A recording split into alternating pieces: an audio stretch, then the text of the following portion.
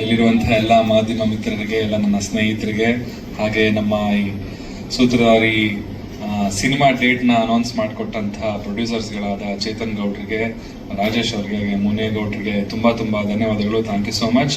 And ನಮ್ಮ ಚಿತ್ರತಂಡಕ್ಕೆ first thanks ಹೇಳ್ತೀನಿ, ಕಿರಣ್ ಅವ್ರಿಗೆ, ಹಾಗೆ ದಾಸ್ ಸರ್ ಅವ್ರಿಗೆ, ಆ್ಯಂಡ್ ನವರಸನ್ ಅವ್ರಿಗೆ.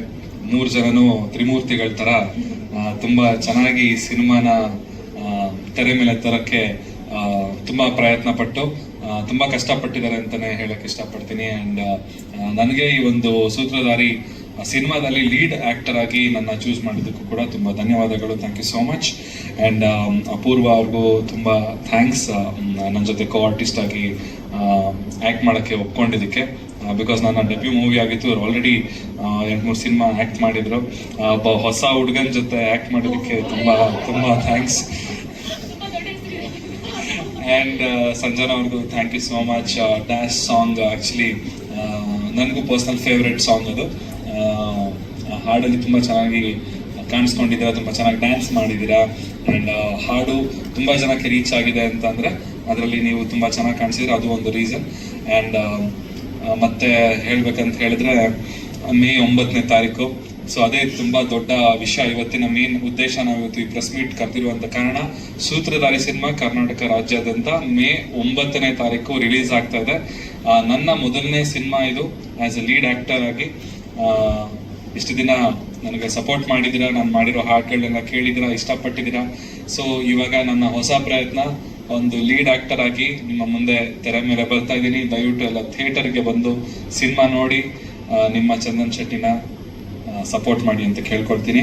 ಆ್ಯಂಡ್ ಇನ್ನೊಂದು ವಿಷಯ ಹೇಳ್ಬೇಕು ಅಂತ ಹೇಳಿದ್ರೆ, ಸಂಜನಾ ಅವ್ರ ಜೊತೆ ಡ್ಯಾಶ್ ಸಾಂಗ್ ಮಾಡಿ ಏನೇನೋ ಆಗೋಗ್ಬಿಡ್ತು ನನ್ನ ಲೈಫಲ್ಲಿ. ಇಷ್ಟು ದಿನ ಒಟ್ಟಿಗೆ ನಾವು ಸ್ಟೇಜ್ ಮೇಲೆ ಕಾಣಿಸ್ಕೊಂಡಿರ್ಲಿಲ್ಲ. ಅವ್ರದ್ದು ಮದುವೆ ಆಗುತ್ತೆ ಹಂಗೆ ಹಿಂಗೆ ಅಂತೆಲ್ಲ ತುಂಬಾ ರೂಮರ್ಸ್ ಮಾಡಿದ್ರು. ನನ್ಗೊಬ್ರು ಫೋನ್ ಮಾಡಿದ್ರು, ನನ್ ಪರಿಚಯದವ್ರನ್ನೇ, ಏನಪ್ಪಾ ಸಂಜನಾ ಜೊತೆ ಮದ್ವೆ ಅಂತ. ಇಲ್ಲ ಸರ್ ಅಂದ್ರೆ ಸುಮ್ನಿರ, ನನ್ಗೆ ಗೊತ್ತು, ನನಗೆ ಗೊತ್ತಿಲ್ಲ ನನ್ನ ಮದುವೆ ಇವ್ರ ಜೊತೆ ಇದೆ ಅಂತ. ಅವ್ರಿಗೆ ಗೊತ್ತಂತ, ಅದು ಹಿಂಗೆ ಅಂತ ನನಗೆ ಗೊತ್ತಾಗಿಲ್ಲ. ಸೊ ಇವತ್ತಿಗೆ ಸಂಜನಾ ಅವರೇ, ನೀವು ದಯವಿಟ್ಟು ಹೇಳ್ಬಿಡಿ ಎಲ್ಲರ ಮುಂದೆ, ಅದಕ್ಕೆ ಮುಕ್ತಾಯ ಸಮಾರಂಭ.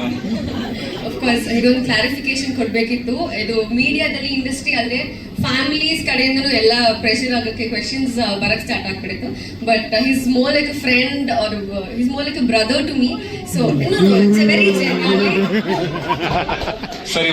Very sweet that way. So ಅದರ ಯಾವುದು ಇಲ್ಲ. ನಾವು ಡ್ಯಾಶ್ ಸಾಂಗ್ ಅಲ್ಲಿ ಬಿಟ್ಟರೆ ವಿ ಹಾರ್ಡ್ಲಿ ಸ್ಪೋಕನ್, ನಾನು ಚಂದನ್ ಅವರು. ಸೊ ಇವತ್ತೇ ಎಲ್ಲ ಸ್ಪೆಕ್ಯುಲೇಷನ್ಸ್ಗೆ ಒಂದು ಏನಂತಾರೆ, ಆಕ್ಚುಲಿ ನೆನೆ ಸಂಜೆ ಪ್ರೆಸ್ ಮೀಟಿಗೆ ಕರೆದಾಗ ಅದೇ ಹೇಳಿದ್ರು ಸರ್, ತಿರ್ಗಾ ಒಂದೇ ಸ್ಟೇಜಲ್ಲಿ ಹತ್ಬೇಕಾ ನಾವು ಇಬ್ರು, ತಿರ್ಗಾ ಇನ್ನೊಂದು ಆಗ್ತಾರೆ ಸರ್, ಅದಾಗ್ತಾರೆ ಅದೇ ಹೇಳಿದೆ. ಅದಕ್ಕೊಂದು ಕ್ಲಾರಿಟಿ ನೀವು ಕೊಟ್ಬಿಡಿ. ಯಾಕಂದ್ರೆ ಏನಾಗುತ್ತೆ ಅಂದ್ರೆ, ಇವಾಗ ನೀವು ಮಾತಾಡ್ದಿರೋರ್ಗೂ ಅವ್ರಿಗೆ ಏನ್ ಬೇಕಾದ್ರೂ ಅವ್ರು ಬರ್ಕೊಳಕ್ಕೆ ಜಾಗ ಇರುತ್ತೆ. ನೀವೊಂದ್ಸತಿ ಕ್ಲಾರಿಟಿ ಕೊಟ್ಮೇಲೆ ಅವ್ರಿಗೆ ಇನ್ನೇನು ಮಾತಾಡೋಕೆ ಜಾಗ ಇರಲ್ಲ. ಯಾಕಂದ್ರೆ ಇಲ್ಲಿ ಹೇಳಿದ್ನಲ್ಲ, ಈಗ ಮೇನ್ ಮೀಡಿಯಾ ಯಾವತ್ತೂ ಅದು ಇದು ಮಾಡೋದಿಲ್ಲ. ಈ ಸಣ್ಣ ಪುಟ್ಟ ಇವರು ಟ್ರೋಲ್ ಅವರು ಸ್ವಲ್ಪ ಅದನ್ನ ಮಾಡಿರ್ತಾರೆ.